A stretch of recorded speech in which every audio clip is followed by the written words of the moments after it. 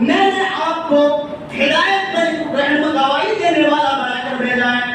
اِنَّا أَرْسَلْنَاكَ اے نبی ہم نے آپ کو بھیجا شاہدا ومبشرا ونذیرا گواہی دینے والا بنا کر اور ڈرانے والا بنا کر بھیجا ہے تاکہ لوگوں کو تم ڈراؤ لوگوں کو تم خوشخبری دو. محترم سامعین میری کتابت کا سلسلہ بیچ میں کسی وجہ سے 3 ہفتہ ٹوٹ گیا.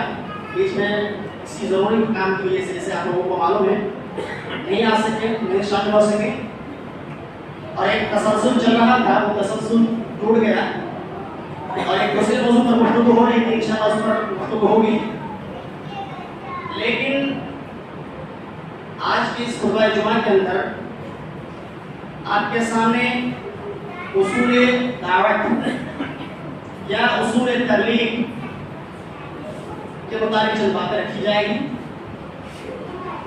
آپ کو بتایا جائے گا کہ دعوت و تبلیغ کا کیا حکم ہے, اس کے کیا فضائل ہیں اور اس کے کیا تقاضے ہیں اور اس چیز کو انجام دینے کا کیا طریقہ کار ہے اور کون دعوت و تبلیغ کا فریضہ انجام دے سکتے ہیں اور کون نہیں دے سکتے اور دے سکتے ہیں تو کتنے حد تک دے سکتے ہیں. لیکن چونکہ آپ جانتے ہیں کہ وقت مختصر ہے خطبہ جمعہ کے اندر ان تمام پہلوؤں پر مفصلاً گفتگو کرنا ہمارے بس کی بات نہیں ہے. چنانچہ آج ہم 3 چیزوں پر 3 نقطہ پر آپ کے سامنے گفتگو کریں گے. وہ ہے اس کا حکم کیا ہے یعنی دعوت تبلیغ کا حکم, اس کے فضائل اور اس کے اسالیب. ان 3 چیزوں پر آج گفتگو ہوگی اور آئندہ جمعہ میں پھر آپ اس کے سامنے رکھی جائے گی کہ کس طریقے سے دعوت دی جاتی ہے اور اس کے اسلوب کون ہیں اور کون کون دے سکتے ہیں دعوت کا کام انجام دے سکتے ہیں اور کون کون نہیں دے سکتے اور دے سکتے ہیں تو اس کے حدود کیا ہے اور اس کا طریقہ کیا ہے انشاءاللہ بیان کیا جائے گا. اللہ سے دعا کہ اللہ ہم تمام سنوں کو کہنے اور سننے کے ساتھ ساتھ عمل کرنے کی توفیق عطا فرمائے. آمین. محترم سامعین دعوت و تبلیغ کا فریضہ دین کا ایک اہم عمل ہے.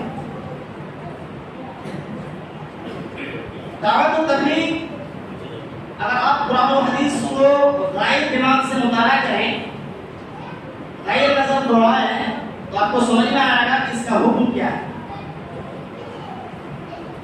لیکن میں اس کے حکم کو ذکر کرنے سے پہلے آپ کو بتا دوں کہ آج کے دور میں یا آج کی اس حالت میں ہندوستان کے جو حالات ہیں اس حالات کے پس منظر میں یہ کہنے پر مجبور ہوں کہ دعوت و تبلیغ کے میدان میں اگر کوئی قوم سب سے پچھڑے ہوئے ہیں اور سب سے پیچھے ہے تو ہماری قوم ہے.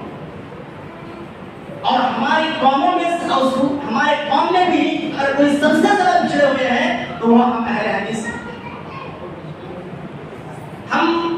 ہمارے جو غیر ہیں جو فاسد افکار کو لے کے چلتے ہیں جن کے منہج اور عقیدت صحیح نہیں ہے وہ اپنے دین و تبلیغ کو اس قدر پھیلا رہے ہیں کہ وہی ساری دنیا میں بلکہ خاص طور پر ہمارے ہندوستان میں بہت مشہور ہیں اور پھیلے ہوئے ہیں اور انہیں کا چرچا ہے.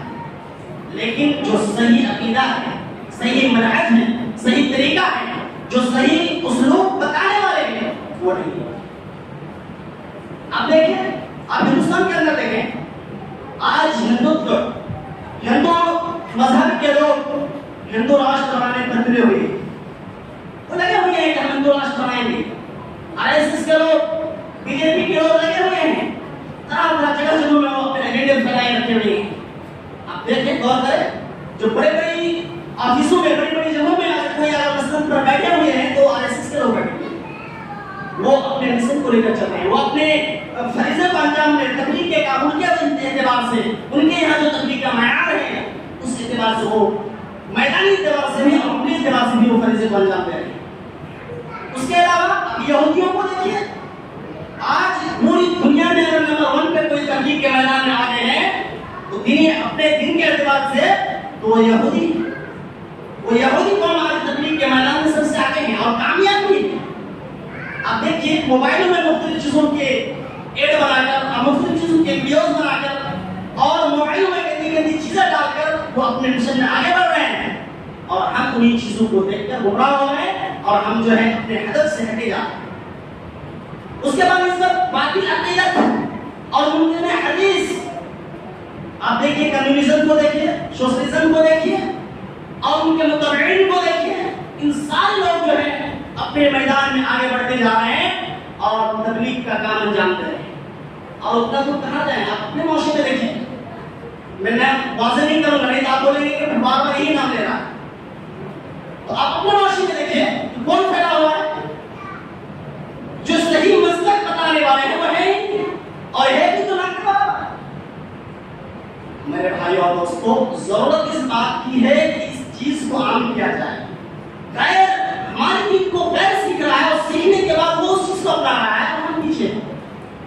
ضرورت اس بات کی ہے کہ ہم سمجھیں ہمارا دین کیا کہہ رہا ہے، تبلیغ کے کیا اسلوب ہے، کیا طریقہ کار ہے، اس چیز کو سمجھیں۔ اور اس کی وجہ یہ ہے کہ ہم یا تو واقع ہیں یا پھر ہمیں واقف ہی نہیں ہے اس چیز کو کہ اس کا کیا حکم ہے اور کیا اس کے فریضے ہیں، ہم کو پتہ ہی نہیں ہے۔ چنانچہ میرے بھائی اور دوستو، تبلیغ کا کام ہر مسلمان پر فرض ہے۔ تبلیغ کا حکم یہ ہے کہ تبلیغ ہر مسلمان پر فرض ہے۔ اب چاہے وہ چھوٹے ہوں، بڑے ہوں، بوڑھے ہوں، بزرگ ہوں، عورت ہو، کوئی بھی ہو، ہاں فرض ہے، لیکن ان کی استطاعت کے مطابق، جو ان کے پاس استطاعت ہے، جو طاقت ہے، اس طاقت کے مطابق ان پر فرض ہے۔ طاقت سے زیادہ نہیں، جتنا وہ کر سکتے اتنا استطاعت کے مطابق، جس کی جس طرح استطاعت ہے وہ اس طرح اس کو انجام دیں گے۔ اس کی دلیل کیا ہے؟ اللہ رب العالمین نے فرمایا، جیسے کہ ابھی ہم نے تلاوت کی، ادعوا الى سبیل ربک بالحکمۃ والموعظۃ الحسنہ وجادلهم بالتي هي احسن۔ اے نبی، آپ لوگوں کو تبلیغ کا کام کیجیے لوگوں کے ساتھ، ادعوا الى سبیل ربک، آپ لوگوں کو اپنے رب کے راستے کی طرف بلائیے۔ کس طریقے سے بلانا ہے؟ ادعوا الى سبیل ربک بالحکمۃ والموعظۃ الحسنہ، حکمت کے ساتھ اور موعظہ حسنہ کے ساتھ، اچھی نصیحت کے ساتھ اسے بلائیے۔ وجادلهم بالتي هي احسن، اور اسے جدال کیجیے، بحث و مباحثہ کیجیے اس طریقے سے جو سب سے بہترین طریقہ ہے۔ ان ربک هو اعلم بمن ضل عن سبیلہ، بلا شبہ آپ کا رب جانتا ہے کہ کون ہدایت یافتہ ہے، وهو اعلم بالمهتدین، وہ جانتا ہے کہ کون گمراہ ہے اور کون ہدایت یافتہ ہے۔ وہ دونوں لوگوں کو جانتا ہے، گمراہ لوگوں کو بھی جانتا ہے اور ہدایت یافتہ لوگوں کو بھی جانتا ہے۔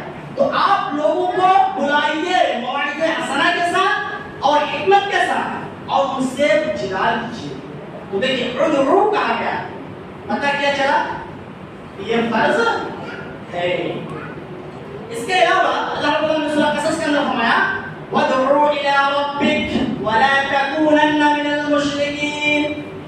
اے نبی، آپ لوگوں کو اپنے رب کی طرف بلائیے اور مشرکوں میں سے مت ہو جائیے۔ اور اسی طریقے سے سورہ حج کے اندر فرمایا، وَادْعُوا إِلَىٰ رَبِّكَ إِنَّكَ لَعَلَىٰ هُدًى مُسْتَقِيمٍ۔ نبی، آپ لوگوں کو اپنے رب کی طرف بلائیے، بلا شبہ آپ ہدایت سیدھے ہدایت پر ہیں۔ ان آیات کریمہ میں یہی بات سمجھ میں آ رہی ہے کہ یہ فرض ہے۔ اس کے علاوہ وَلْتَكُن مِّنكُمْ أُمَّةٌ يَدْعُونَ إِلَى الْخَيْرِ يَأْمُرُونَ بِالْمَعْرُوفِ وَيَنْهَوْنَ عَنِ الْمُنكَرِ، کہ تم میں ایک ایسی جماعت ہونی چاہیے جو لوگوں کو بھلائی کی طرف بلائے، لوگوں کو خیر کی طرف بلائیے اور بھلائی کا حکم دے اور برائی سے روکے۔ اس کے علاوہ بہت مشہور آیت ہے، ہم لوگ بہت پڑھتے ہیں، تم خیر امۃ اخرجت للناس تأمرون بالمعروف وتنهون عن المنکر وتؤمنون باللہ۔ لو کنتم خیر امہ، تم بہترین امت ہو، کیوں؟ تأمرون بالمعروف، اور کیوں بہترین امت کیوں ہے؟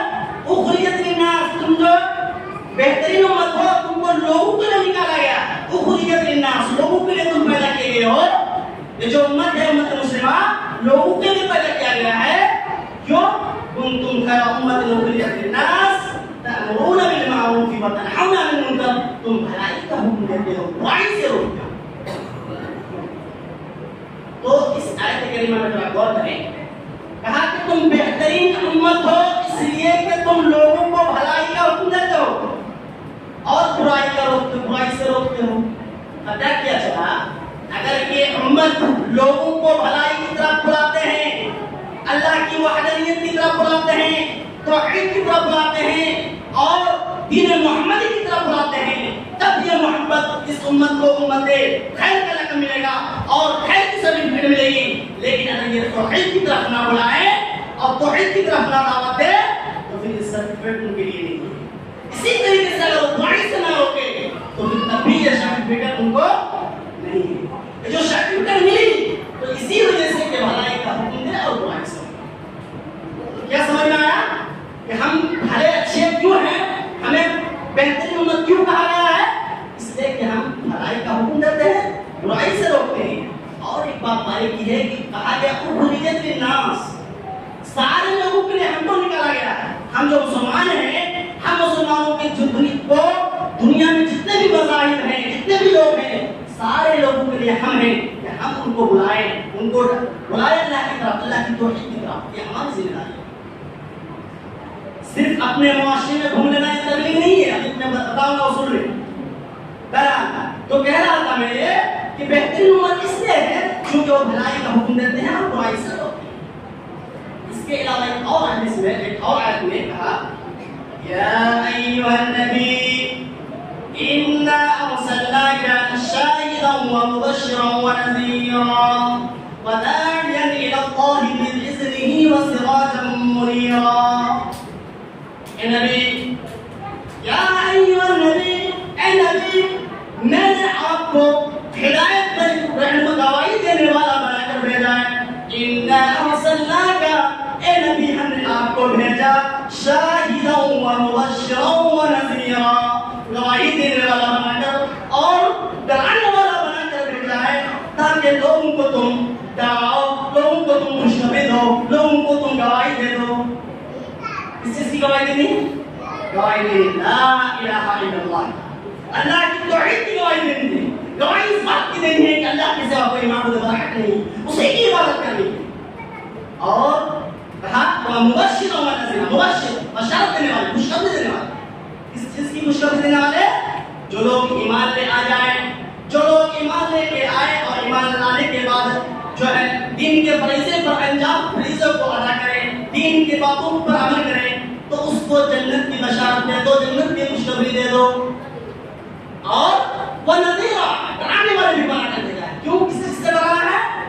جو لوگ ایمان نہیں لاتے ہیں، جو کافر ہیں یا پھر جو ایمان لانے کے باوجود صراط مستقیم پر نہیں ہیں، گمراہ فرقے ہیں، گمراہی کی طرف جا رہے ہیں، ایسے لوگوں کو آپ ڈرانے والے ہیں، ایسے لوگوں کو جہنم سے ڈرانا. وَدَاعِيًا إِلَى اللَّهِ بِإِذْنِهِ، اے نبی آپ ان کو لوگوں کو اللہ کے حکم سے صراط مستقیم، روشن واضح راستے کی طرف دعوت دیجیے، بلائیے. اس آیت میں بھی کہا گیا ہے کہ آپ کو جو بھیجا گیا ہے صرف کھانے پینے کے لیے نہیں، یا صرف دنیا میں جا کے اسی زندگی گزارنے کے لیے نہیں، بلکہ آپ جائیے اور جانے کے بعد اللہ کے فریضے کو پہنچائیے لوگوں تک، اللہ کی دعوت کو پہنچائیے، لوگوں کو گواہی دیجیے کہ اللہ ایک ہے، ان کو جہنم سے ڈرائیے اور جنت کی خوشخبری دے دیجیے. اسی لیے اللہ رب العالمین نے اسی لیے ہمیں اور آپ کو چاہیے کہ ہم اور آپ اس فریضے کو انجام دیں. ہم اور آپ اس فریضے کو انجام دیں کیونکہ ہمارے پر یہ فرض ہے اور حالت کے حاضر ہمیں تو بہت زیادہ ضرورت ہے. کیونکہ جو باطل عقائد کے لوگ ہیں، باطل مسلک کے لوگ ہیں اور باطل دین کے ماننے والے ہیں یا پھر دین اسلام کو مانتے ہیں لیکن ان کے عقیدے میں گڑبڑی ہے، ان کے عقیدے میں وہ سدھار نہیں ہے، قرآن و سنت کے مطابق ان کے عقیدے نہیں ہیں. اور یہی لوگ آج کے دور میں سب سے عروج پر ہیں، سب سے آگے ہیں اور سارے مسلک، سارے مذاہب معاشرے میں پھیلے ہوئے ہیں. تو ان لوگوں کے عقیدے کو واضح کرنا، ان کے عقیدے کو روشن کرنا، ان کے عقیدے کو فاش کرنا ہماری آپ کی ذمہ داری ہے، ہر معاشرے کی ذمہ داری ہے کہ ہر شخص کھڑے ہو، ہر معاشرے میں ہر شخص کھڑے ہو اور باطل چیزوں کی وضاحت کرے، ان کو بتائے یہ فاسد ہے اور یہ اچھے ہیں، اس کو مت کرو، اس کو انجام دو، اس کو انجام مت دو. یہ ضروری ہے ہر چیز. لہٰذا اس ساری باتوں سے یہ بات تو واضح ہو گئی کہ تبلیغ کا کام کرنا ہر مسلمان پر فرض ہے، ہر مسلمان پر فرض ہے۔ لیکن پھر میں نے بتایا کہ ہم نے جز کیا ہے، بعد میں بتائیں گے کہ کون کون کر سکتا ہے۔ مطلقاً تو فرض ہے، لیکن انشاءاللہ ایک بار بتائیں گے اس چیز کے کون کون پر کس کس پر فرض ہے، کیسے فرض ہے۔ تو یہ بات یاد رکھیے کہ فرض ہے۔ اچھا، اس کے فوائد کیا ہے، اس کے فضائل کیا ہے؟ تو سب سے پہلے ایک بات آپ نوٹ کر لیجئے کہ جو داعی ہوتے ہیں، تبلیغ کام کرنے والے داعی ہوتے ہیں، جو بھی یہ فریضہ انجام دیتے ہیں وہ داعی ہوتے ہیں۔ تو جو یہ فریضہ انجام دیتے ہیں، جو لوگوں کو بھلائی کی طرف بلاتے ہیں اور برائی سے روکتے ہیں، اللہ کے حکم کے مطابق زندگی خود گزر رہا ہے اور دوسروں کو بھی اس پر گزرنے کے لیے کہہ رہا ہے، یعنی داعی ہے، اس داعی کا قول کسی اور کے، اس داعی کے قول سے بہتر کسی اور کا قول نہیں ہو سکتا۔ اللہ رب العالمین نے کہا وَمَنْ أَحْسَنُ قَوْلًا مِّمَّنْ دَعَا إِلَى اللَّهِ، کہ اس شخص سے بہترین بات کس کا ہو سکتا ہے، کس کی ہو سکتی ہے، جو لوگوں کو اللہ کی طرف دعوت دے۔ تو اس سے بڑی خوش نصیبی کی بات کیا ہو سکتی ہے کہ اگر کوئی تبلیغ کا کام کرے تو اسی کی بات سب سے بہترین بات کرا دیا اللہ نے۔ تو پہلی چیز کہ اس کی جو ہے بات جو ہے سب سے بہترین بات۔ دوسری چیز ہے کہ اگر کوئی شخص دعوت کا کام انجام دے رہا ہے، کوئی شخص تبلیغ کر رہا ہے اور اس کی باتوں کو کسی نے سن لیا، کسی نے اس کی باتوں کو مان لیا اور مان کر اگر اس پر عمل کرنے لگا، تو جو شخص عمل کرے گا اس سب کو جتنا نیکی ملے گی، اس نیکی کی طرف رہنمائی کرنے والے کو بھی اتنی نیکی ملے گی۔ یہ بڑی سوال کی بات ہے۔ اگر ہم ایک بات آپ کو بتا رہے ہیں، اگر آپ اس پر عمل کر لیں گے تو آپ کو تو ثواب ملے گا ہی ملے گا، اس کے ساتھ ساتھ ہم کو بھی ملے گا۔ نبی صلی اللہ علیہ وسلم نے ارشاد فرمایا، صحیح مسلم کی روایت ہے کہ من دل علی خیر فلہ مثل اجر فاعل، کہ جس شخص نے کسی اجر پر، جس شخص نے کسی بھلائی کی طرف رہنمائی کی کسی شخص کی، تو اس شخص کے لیے بھی وہی اجر ہے جو اس شخص کا ہے۔ اور ایک بات یاد رکھیں، ڈرے مت کہ اس کے لیے بھی اتنا اجر ہے تو ہمارا اجر سے کم کر لیا جائے گا، ایسی بات نہیں ہے۔ آپ کو تو اجر ملے گا ہی، آپ کو ثواب ملے گا، آپ کے برابر اس کو بھی ملے گا، دعوت دینے والے کو، لیکن آپ کے اجر میں کچھ بھی کمی نہیں کی جائے گی۔ صحیح مسلم کی دوسری روایت میں ہے، کہتا ہے کہ من دعا الی ہدی، جس نے کسی کو ہدایت کی طرف بلایا، کان له من الاجر، تو اس کے لیے وہی اجر ہوگا من الاجور من تبعہ، کہ جو شخص بتانے پر جس نے عمل کر لیا تو اس شخص کے برابر اس کو بھی عمل ملے گا، اس کو بھی ثواب ملے گا۔ فلا ينقص ذلك من اجره شيئا، اور اس کے اجر میں سے کچھ بھی کم نہیں کیا جائے گا۔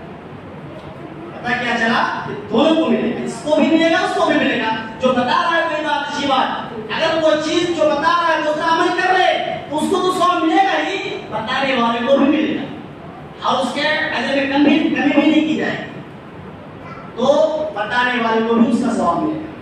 تو یہ دو، ایک تو کہ جو دعوت کا کام کر رہے ہیں اس سے بہترین اور کوئی نہیں کہہ سکتا، وہی سب سے اس کی قول سب سے بہترین قول ہے۔ اور دوسری یہ ہے کہ اگر دعوت دیتے ہیں اور دعوت پر کوئی عمل کر لے تو اس کے برابر اس کو ثواب بھی ملے گا۔